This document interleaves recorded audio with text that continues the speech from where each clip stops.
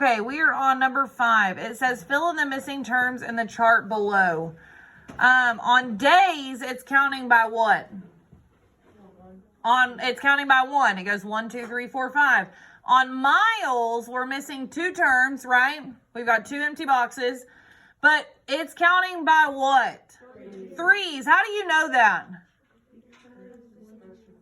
Because one of them says 3, the other one says 9, and the other one says 15. And all of those are multiples of 3. So if I were to go, if they're counting by 3s, then what's going to come between 3 and 9? 6. And then if I were to continue to count, what would go between 9 and 15? 12. Carter, will you close my door, please? Thank you, sir. Okay, now yesterday, we talked about there being an x-axis and a y-axis, right? Does anybody remember which one's the x and which one's the y? Junior, which one's the x? The days. And which one's going to be the y? The miles run, okay? Now, this information in number 5 is going to help us answer the question in number 6, okay?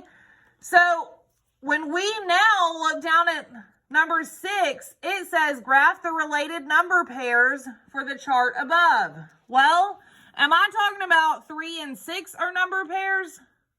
No. What is my number pair that goes with 3? 1. So this is 1 number pair, right? Okay, what's my next number pair? 2 and 6. My next one? 3 and 9. My next one? 4 and 12. And my last one? 5 and 15. So now, yesterday, what did I have you write out to the side? You must do what? You have to go over before you go up. So remember, we have to go over before we can go up, right? Colt? Okay? So on number 6, I want to label the x-axis and label the y-axis. We just said that days is the x and miles is the y, right? Okay, so which one is which? Y is miles and X is days. Hold on. I think we labeled it wrong. We did. We reversed it. That was my fault. I wasn't paying attention. Miles is going to be your X. And days is going to be your Y. Because if we look down here at the chart, this is your X. This is your Y. So it tricked us on that one. We've got to pay attention, okay? That was my mistake too. Okay? So now that we say that, hold on. It was right. This is why you do math and pencil. Not in pen like I am.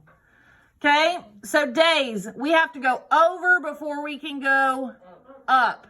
Okay, if we, on the first pair, we need to go over to what? 1. So we went over to 1, and then we need to go up to, is there a 3 on that chart? No, but we know 3 comes between 2 and 4. So I'm going to follow my 1 line up, and I'm going to put 3 about halfway between 2 and 4. Because I know 3 comes between 2 and 4, right? Okay, so we've done our first numbered pair. Our second numbered pair is what? 2 and 6. So I need to go over to 2. So I go over to 2, and then I go up to 6, right? Can I find a 6? Yes. Okay. 2, 4, 6. We got our second numbered pair. Okay. Next one. 3 and 9. 3 and 9. So I'm going to go over to 3, up to. 9. Do I have a 9?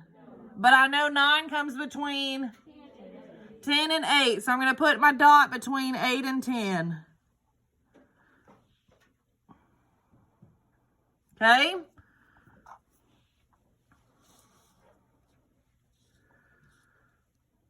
My next one, 4 and 12. 4 and 12. I need to go over 2 and up 2. Okay. And my last one, 5 and 15. I need to go over 2, up 2. Do I have a 15? But I need to put it between 14 and 16.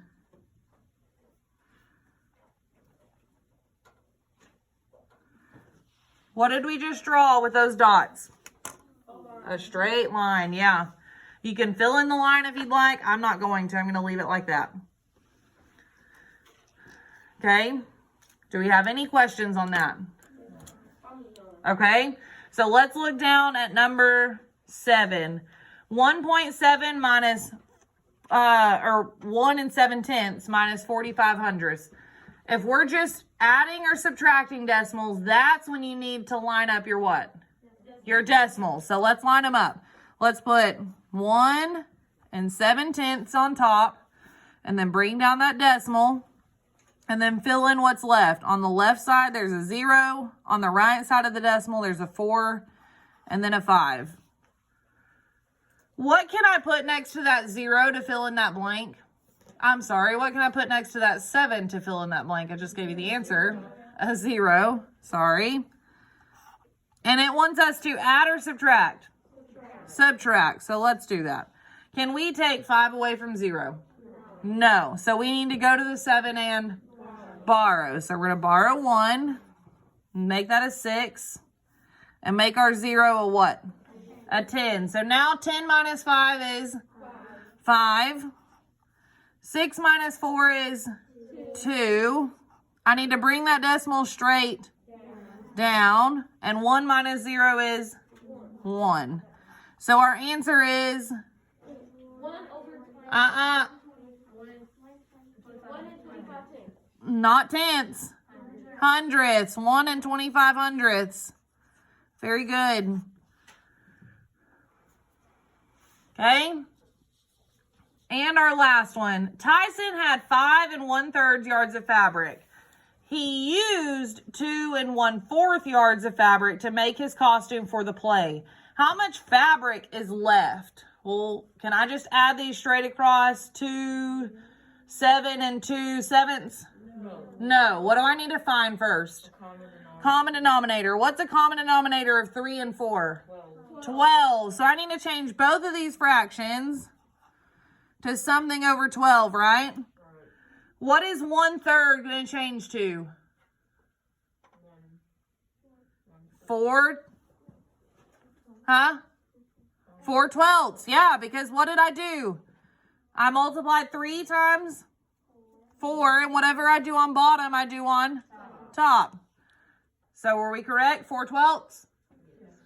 Okay, what about 1/4? 1/4 is going to change to 3/12 because I'm going to multiply 4 times 3, and whatever I do on bottom, I do on. Okay, so now my new fractions are 5 and 4/12 and 2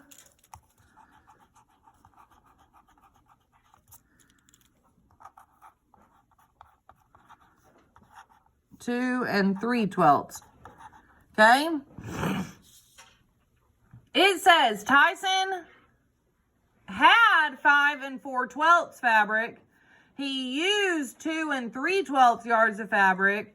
How much is left? So do we need to add or subtract these two fractions? Subtract. So let's do that. Just the fractions first, not the whole numbers. If I subtract just the fractions first, what do I get? 1/12. Now, if I subtract the whole numbers, what do I get? 3. So what's our mixed number?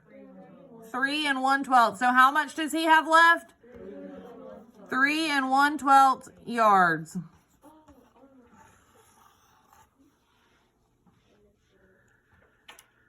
Do we have any questions on that? Okay. When is your test for this? No, not for this.